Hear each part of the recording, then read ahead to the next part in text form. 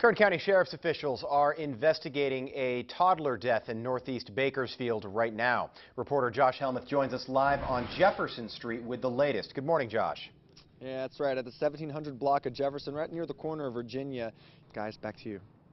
Okay, Josh, thank you very much. That's Josh Helmuth reporting. It is now 8:35, and now a look at some of this morning's top stories. A pregnant woman is dead after a fire ripped through her home on Saturday morning. It happened on I Street in central Bakersfield.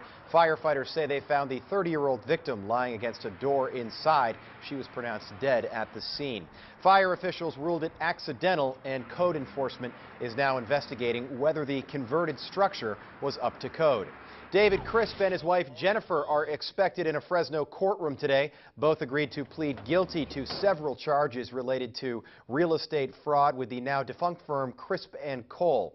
They're among 13 others who are accused of scamming millions of dollars from banks and mortgage companies between 2004 and 2007. Also this morning, a trial confirmation hearing is expected to be set for the remaining defendant in that case, Julie Farmer. And a high-rise building that was on fire for nearly 13 hours has finally been put out this morning, and that's what's topping our look at news from around the globe today. The 25-story unfinished building caught fire yesterday with some 20 workers inside. About 1,600 residents living nearby were evacuated, and classes at 3 schools in the area have been canceled. Today, a total of 58 fire engines were called in, and 350 firefighters worked to put out the blaze. So far, no deaths have been reported.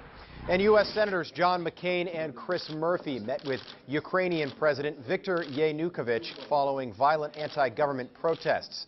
The protests began last month after President Yanukovych announced he would not sign a long-awaited agreement with the European Union, instead focusing on Russia. Murphy and McCain are now threatening sanctions against the Ukrainian government if the president used violence to disperse the protests. The Ukrainian leader is expected to meet with Russian President Vladimir Putin tomorrow.